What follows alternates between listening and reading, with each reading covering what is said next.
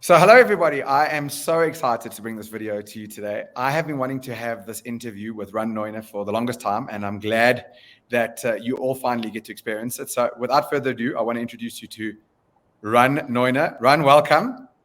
Mr. Mark, how are you, my friend? I'm so good. Tell us, just give me a quick synopsis. How the hell are you right now?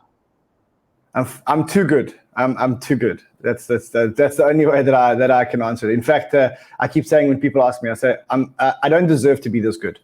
Life's amazing, markets are amazing, business going fantastic, family's amazing, health is great. So here I am, all good. So before we even get into this, I have to I love it. This is does this look familiar to you? He's our man, if he can't do it, no one can.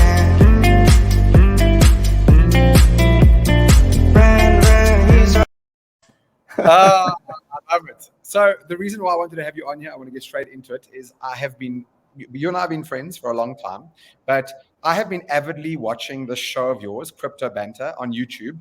I'm actually embarrassed by this. I've been watching it for about 2 months, the last 6 weeks religiously, and I want to beat the shit out of myself for not being religious about it since you started. I'm actually embarrassed to say that I haven't been watching it religiously, but I've been treating it like church. And my goal with this chat today is I want to introduce other people to your show. Mainly, this has nothing to do with you as my friend now. This has to do with the value that I have been receiving from your show.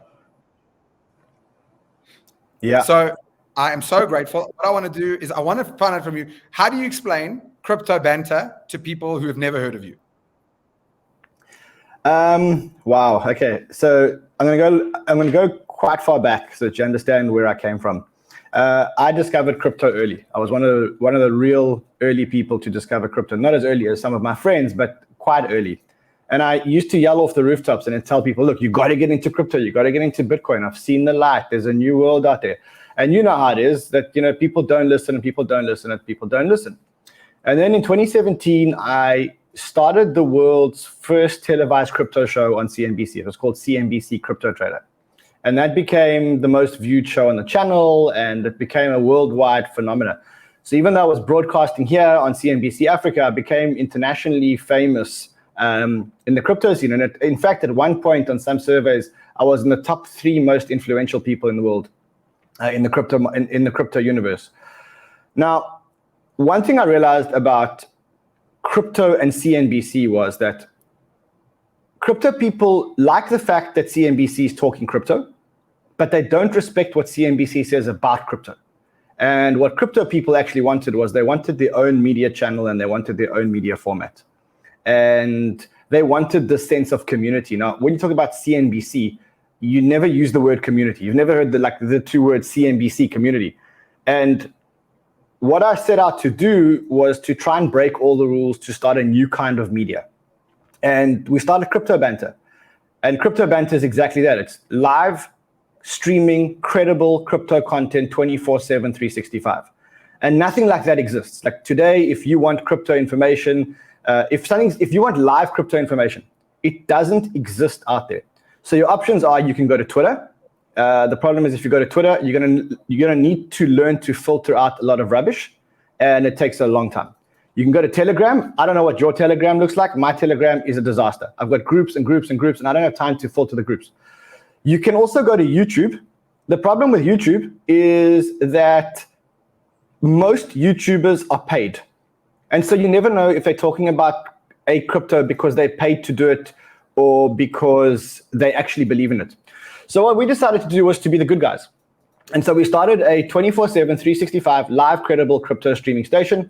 We're not for sale. You can't buy airtime on our channel. You can't buy token reviews. Everything we talk about is because we're actually invested in it. And that's kind of like, that was the starting point. And then it became something, it took a turn and became something that I never imagined that it would become. I started being really authentic on the show. When I say really authentic, showing people where I made mistakes, showing people what I bought, showing people what I lost, showing people what I made. And as I became more and more authentic on the show took a turn which became bigger than any of my wildest expectations. It became a crypto reality show. And so people follow it for a combination of Big Brother and crypto. And what the show is actually about is it's about a bunch of really cool crypto people here in our office in Cape Town who are going on a crypto learning journey. We've got Sheldon, who is the sniper. He's a chartist, technical analyst. He's my sidekick. He was a carpenter less than a year ago. He was broke less than a year ago. He discovered crypto. And the guy is the best chartist I've ever seen in my life. He sees charts like chess prodigies see a chessboard. And he joined the team and he started charting. And we created this amazing dynamic between Sheldon and I, and then Fred, who's the producer, who no one actually knows who he actually is, or some people have caught us out. But other than that, and we created this dynamic about this crypto reality show. And actually, if you think about what the show is all about, is we learn crypto all day long, and we just teach. 3 times a day, we check in with our community and teach them what we've learned. So literally, what you see on the show is what we're doing and what we've learned in the last 24 hours. And it's beyond any of my wildest expectations, and it's been a phenomenon that I can't even explain. And I'll try and give you guys some explanations just so that you understand. We, in 10 months, have become the biggest crypto media station in the world, or crypto streaming station in the world. We have the most loyal crypto community in the world. That's a statistic that YouTube give us. It's not a statistic that we made up.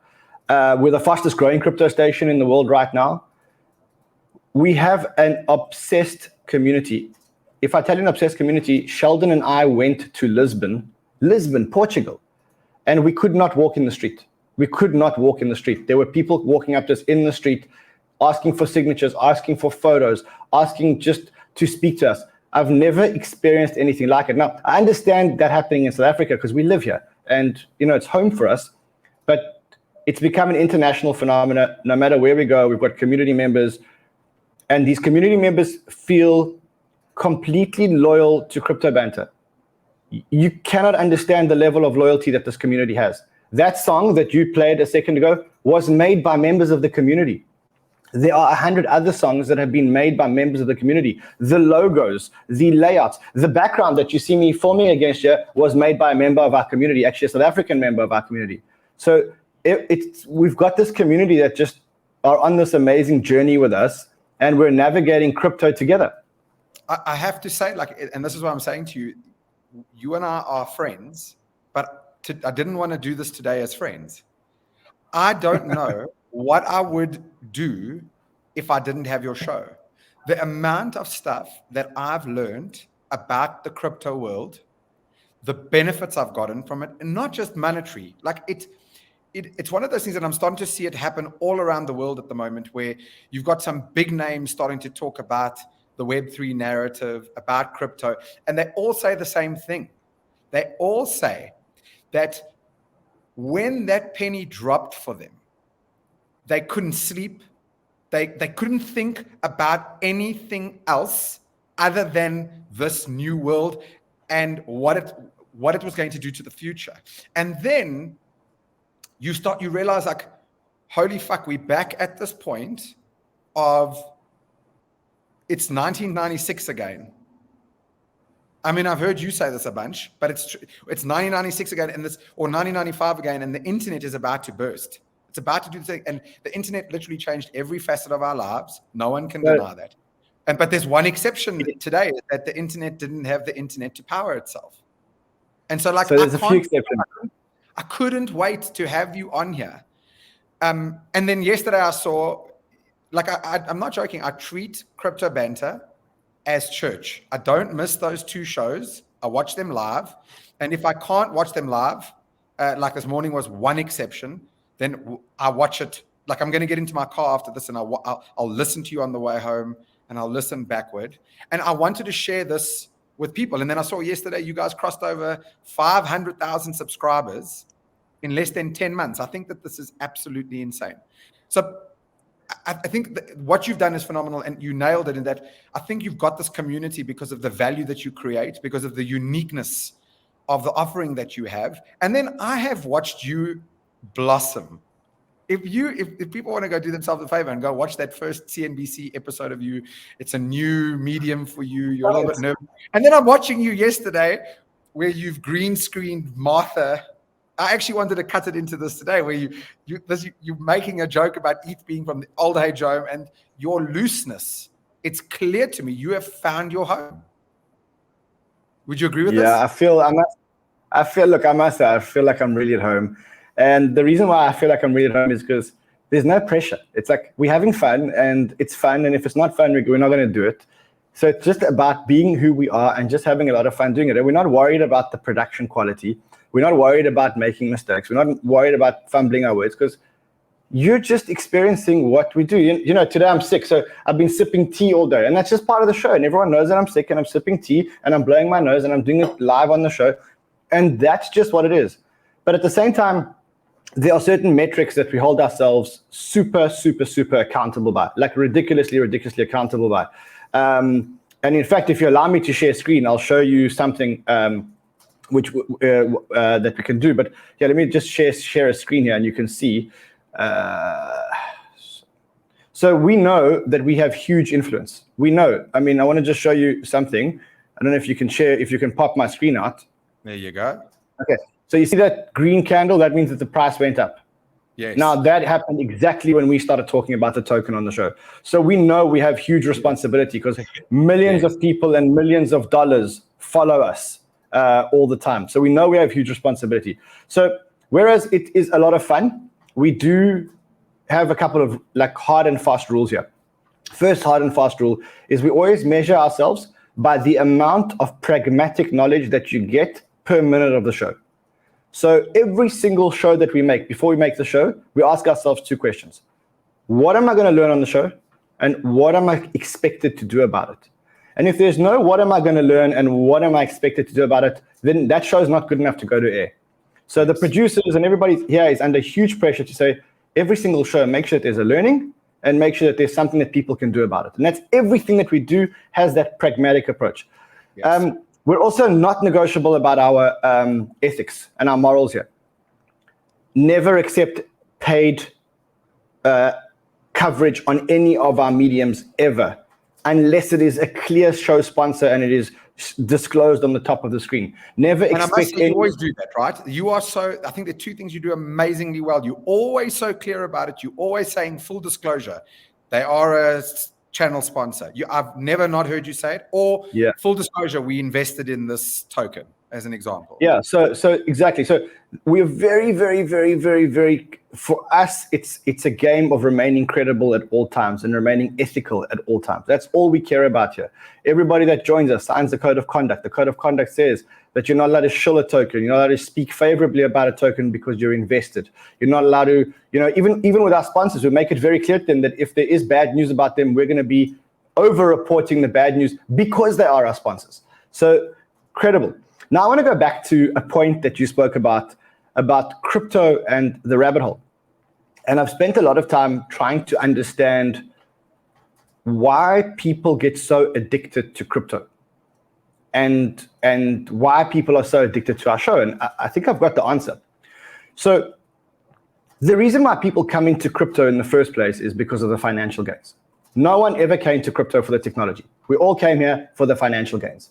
We see a new asset class, which is disrupting multiple industries in the world, almost every industry in the world, like the internet did, like social media did.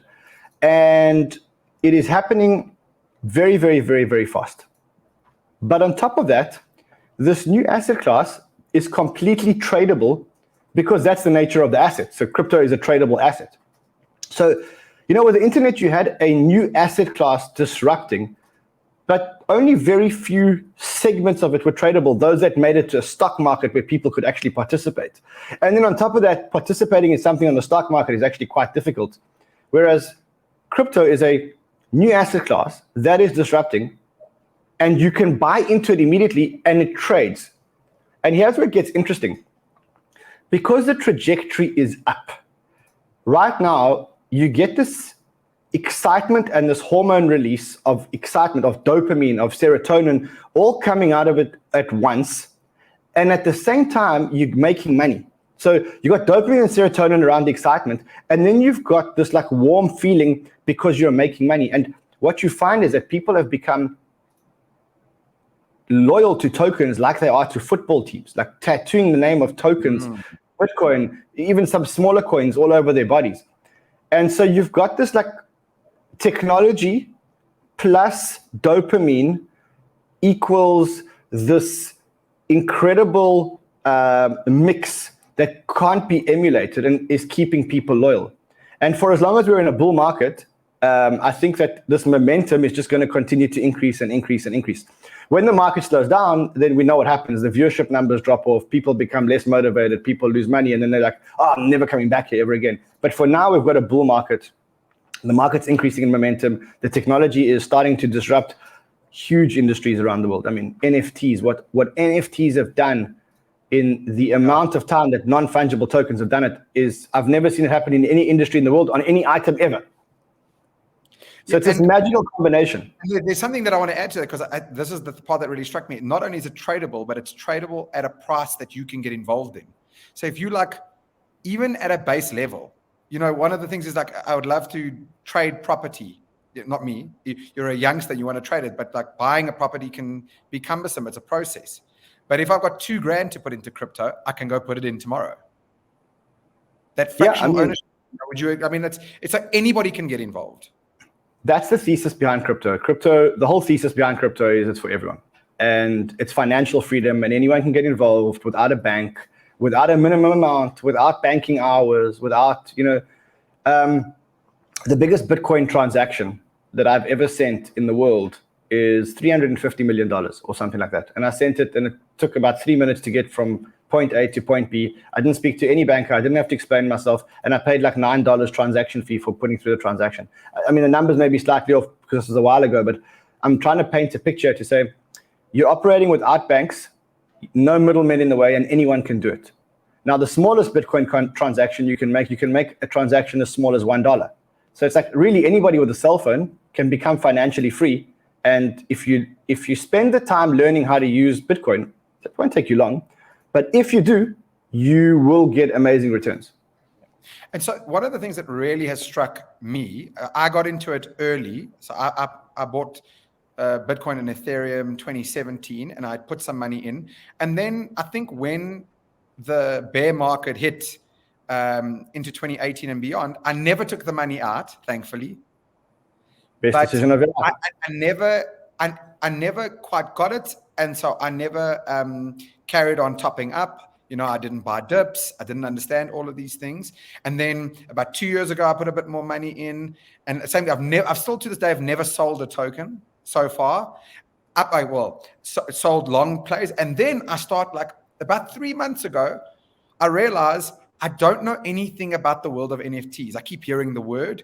And I speak for a living, and I speak about technology, and suddenly I don't understand. It's like it just passed me by for 2 seconds. And I realized that sometimes when I fell into the same trap, that sometimes when something is new and it's uncomfortable, you almost avoid it.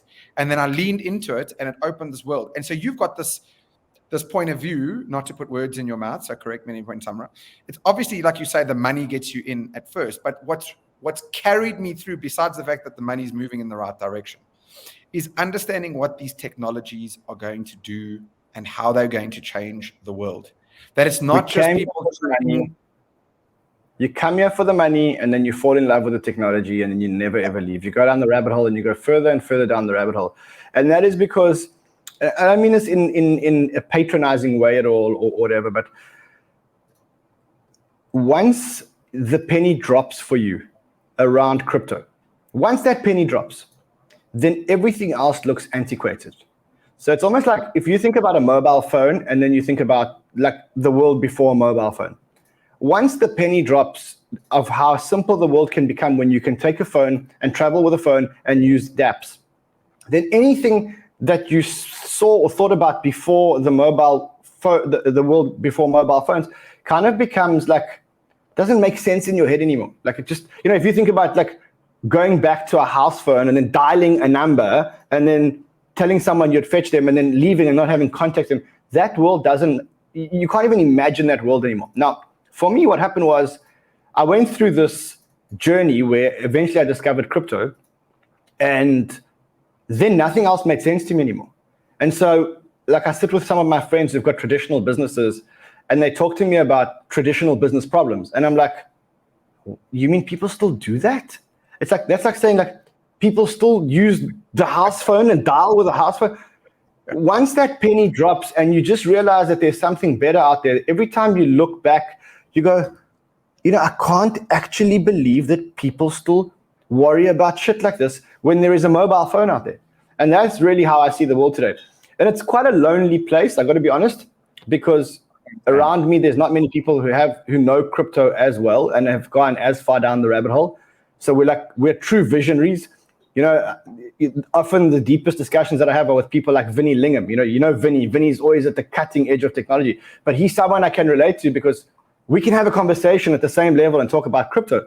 Then I go to some of my other friends and we then land up having conversations around, I call it creative council type problems, because I ran the creative council, which was a traditional business for so long. And then I hear about creative council type problems. And I'm like, seriously, people still do this when there's a new world out there? So I don't mean it in a patronizing way. I just think that. No, I understand. You need to be learning about this new technology because it's going to change your life.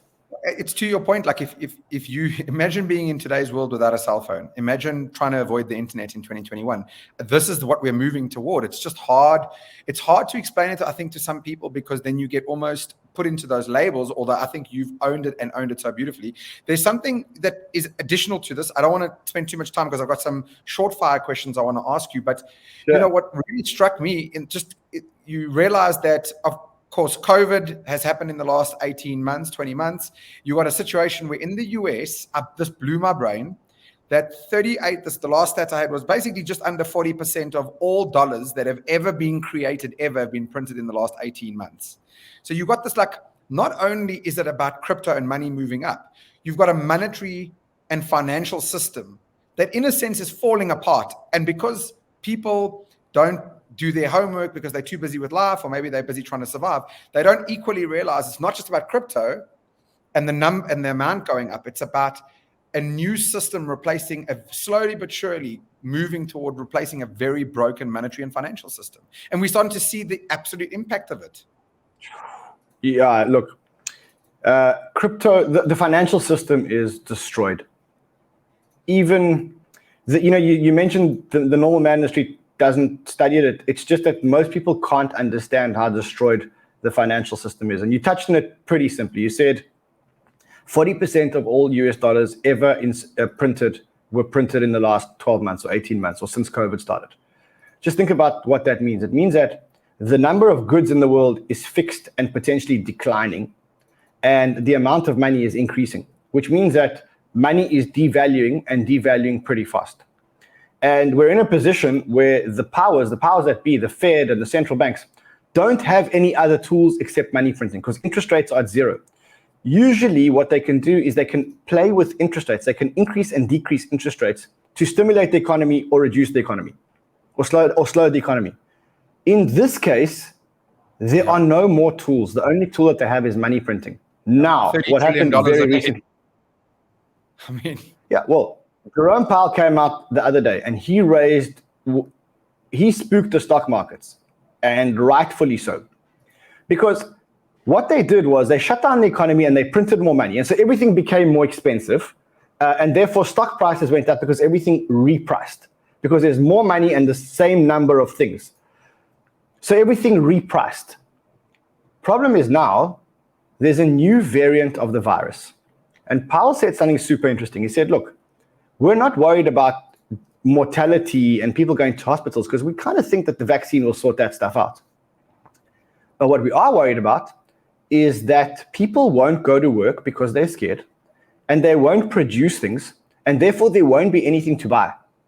So imagine you got all this money, but there's no goods to buy because people aren't going to work to produce stuff. And then what you get is you get this thing called stagflation, which is we got all this money and there's nothing to buy. Yeah. And you cannot fix that problem by printing more money. Yeah. So what do you do? And so I think, to be honest, if I were to sum it up in like a couple of words, I'd say I think the world's drowned in money.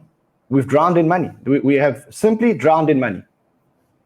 Yeah, and of course, even at a base level, I think the average man just simply can't comprehend that inflation simply means that it's destroying your wealth. You Exactly. and this is this is the rabbit hole. Like I always dip my toes into these things, but in the last 3 months, I really started to apply myself. And so back to your show, because again, I can't say this enough. I really do love you as a friend, but this show has been. It's been so epic for me. I'm going everywhere to talk to my mates and be like, listen to me. I'm not trying to be any guys. Don't give me a hard time. I'm just like, it doesn't change the game for me if you don't get involved. I'm only speaking to you about for your sake because I think that this is something you want to go down. Please watch this video. Please check out this channel. Please do these things. And here's the interesting part. Man. Every time someone who actually takes the time and effort to do it, they come back to me and they have the same moment. And then we have the conversations that you're talking about and everything else does feel antiquated. So I want to throw a last few questions at you. You've covered it beautifully, but I think your explanations earlier give a great example of, I want to even cut that up into snippets and just say to people, here's an explanation of crypto. It doesn't just have to do with a price going up. I think that you nailed it. So what's happened for me, take me through a learning journey, because here's one thing is that your show is quite technical at times. Certainly if you're a beginner, right? Now, for me, this has been fun. I pride myself as an avid learner. So what I do, because I become obsessive about this, you'll mention something, and when I don't understand it, I will just go watch endless YouTube content about that topic. I'll read about it. And I'm not scared to not have all the pieces of the puzzle connect instantly, which I think is a major barrier for some people for learning. A few things don't make sense, then they just out. I've been comfortable. I don't know everything. I'll figure it out. And obviously now 3 months in, I'm really starting to understand at a decent base level. So what is your advice for people, besides watching your show? What would you say the best journey is? People don't have crypto right now, but they're starting to get slightly intrigued. What does that process look like, Ron? Okay, so let's talk about the show. As I mentioned to you in the beginning, the show is a reality show. The show is what we learn, slightly dumbed down because we learn very technical, complex things, and we try and teach what we've learned in the day. But we're quite advanced. We've been on this journey for a long time, and there are a lot of people that have been with us on the journey for a long time. And so we it's like almost like we're flying in a swarm, or together. We appreciate that some people don't have any knowledge, and so we're catering for them. We're starting a free crypto school in January. It is exactly that. It's school. You join on Zoom. You do, I think it's about 11 or 12 hours. And we guarantee you a few things. One is it's going to be fun. 2 is you're going to build a crypto network for life. And three, you're going to be able to build your own crypto portfolio. And the last one, which is for me the most important one, is you're going to be able to hold a conversation with any crypto person around the world on any crypto topic. So by the time you finish the foundations of the school, you will be able to not only watch the show, but also hold a conversation with any crypto person in the world on any crypto topic and be able to hold your own, actually add value to discussion. And the reason why that is the case is because I've spent a lot of time thinking about the background of what makes crypto. So the school may not be as practical as some people want it. Like some people just want to be able to buy and sell. The way I see it is, if you're buying and selling, but you don't know what you're buying and selling, you're going to crash. It's going to be good while the tide is going up, but when the tide comes down, then we're going to see who's wearing clothes and who's not wearing clothes. And I want to make sure that every single member of the Banter community is wearing clothes when that happens. And so we're taking a step back. We're launching our school in January. It is designed for people like your mom, my mom, people who have zero technical ability, never bought a Bitcoin before, and we're launching school. That's one way to do it. Otherwise, the internet and YouTube are full of podcasts, streams, stuff like that. And it's like everything in the world.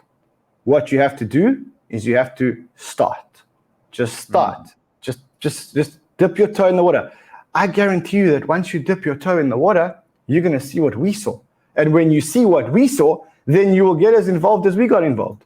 Yeah. And, So I guess just start. I always use the example of, I use the example of my grandmother. My grandmother lives in Israel. She's very old. She can't really read English. She can't really speak English. And we had to teach her how to use WhatsApp. And for years, she resisted and she resisted and she resisted, and she didn't want to learn how to use WhatsApp. And then she learned how to use WhatsApp. And now she has video calls with her grandchildren, with her great-grandchildren and her grandchildren, and all those kind of things. So it's one of those things where I know you're scared because the technology seems intimidating, but when you get in, you'll realize that it's actually not that intimidating, and that there is a real value add to your life out of this technology. And then you'll start using it, and then you'll look back and go, how did I ever live without this technology? How did I ever live without this in my life? And that's kind of how I feel. I must say, I've had a very exciting entrepreneurial journey in my life. And I kind of look back and I think, wow, how did I ever do that when at the time there wasn't? But now that I've discovered crypto, I feel like it's such a gift. It's such a gift to get into crypto now so early before everybody else. And every time you think to yourself, maybe I'm late, ask 5 people around you what crypto they own. And if they say they don't own a lot of crypto, you're early. It's the internet in 1996. You're early. Yes, It may feel that there's some people who got here before you, like maybe Ryan or maybe Mark Sham, but you're early. Absolutely. Relative to the rest of the world. Yeah. Brother, I have to just commend you. I think that you've hit your straps. And like I said, I've known you for 5.5 years now. I've always felt like you're someone who has always had a good knack for making money. I don't know what it is. And you've always been an avid learner. You've always thrown yourself into things. But watching you lately it's been really interesting, because the Japanese term ikigai? It's that, Sure. Do what you like, do what you're good at, do what the world needs, do what the world is willing to pay for. Watching someone in their flow, watching you in your, it's a weird relationship to have, because I know you personally, but now every day I'm watching you, I'm watching your mannerisms, I'm getting to know Run in this one-way version again. But what's been so interesting is you've hit your flow. And I don't think it's ever you glowing. And I don't think it's just because the price is going up and because you understand this, because I think there's something that you're doing, that you're helping all these people. There's so many people. If you just go look at the comments on the Crypto Banter, besides the people on Twitch, if you go look at all those comments, like, people are grateful. And I have to tell you, I am grateful. It's not a coincidence. It's not a coincidence. And I'll tell you why it's not a coincidence. I sold my first business and I made quite a bit of cash. And so, the second time around is not about money. Like, I've got enough. I'm not very rich, but I have enough. I'll be okay. But I came into this business with a very, very, very, and in fact, I approach life with a very different philosophy, but specifically this business I approach with a very different philosophy. And the philosophy around this business is change the lives of everyone you interact with in a positive way. And every single member of the Banter family, the idea for us is we just want to change your life and put you on the right course. And we've given away on our show, I think something like $10 million this year, or I don't know, a ridiculous number, a ridiculous amount of money to our community. Now that's money that we could have kept. We didn't have to give it away. We could have kept it, but it's not about that. And if you look at my sidekick, Sheldon, the guy was a carpenter a year ago. He was a carpenter. He used to cut wood a year ago. He used to make kitchen cupboards a year ago. And today he's an international celebrity, multi-millionaire, who's got a following like you've never seen before. Fred, my producer, unemployed as a result of COVID. We met in a coffee shop, and now he's my producer, and he's a very, very, very successful producer, probably top of his game. And so it's like, when I measure that against, and there's 500,000 other people like this on the Banter community who send us fan mail, love mail, you name it, we get it every single day. That is what actually powers me. What motivates me now is to say, like, I'm changing the lives of everyone that I touch. I got better things to do than stream on a weekend. But if the market crashes on a weekend, then I know that the community needs to hear what I'm thinking. And so it means I have to leave the kids.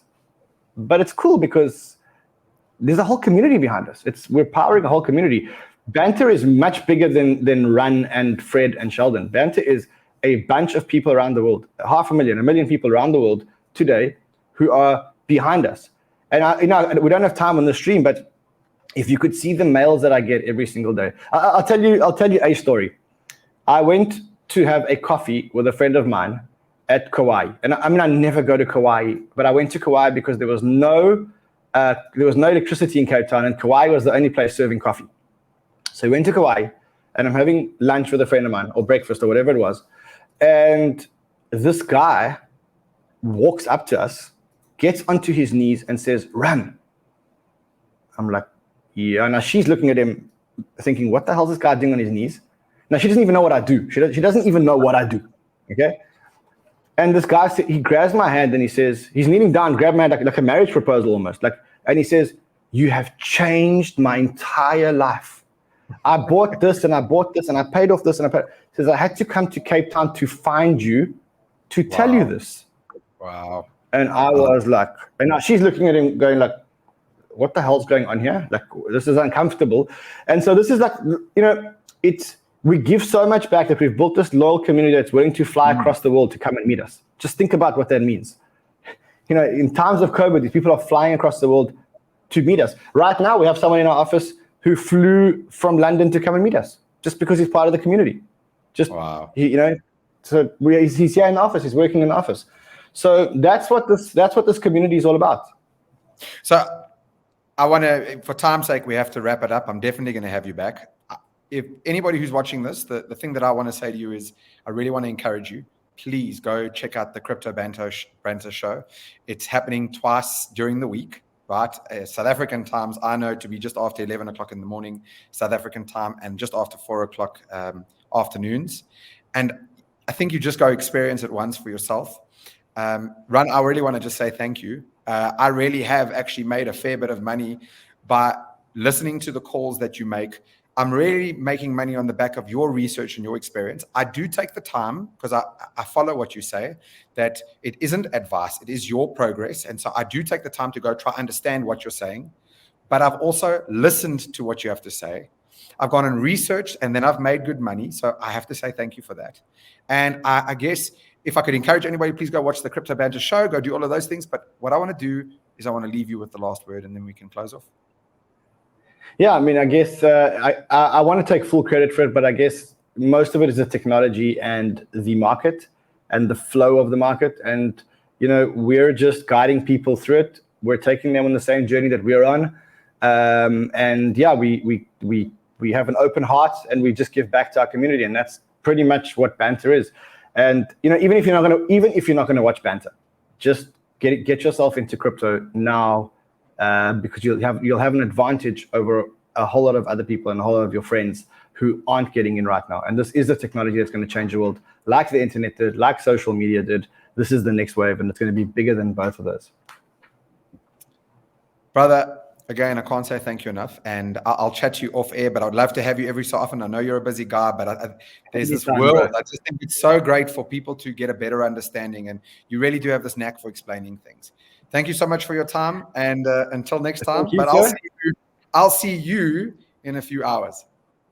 I'll see you in a few hours, bro. 9 a.m. EST. 9 a.m. EST. We'll see you there.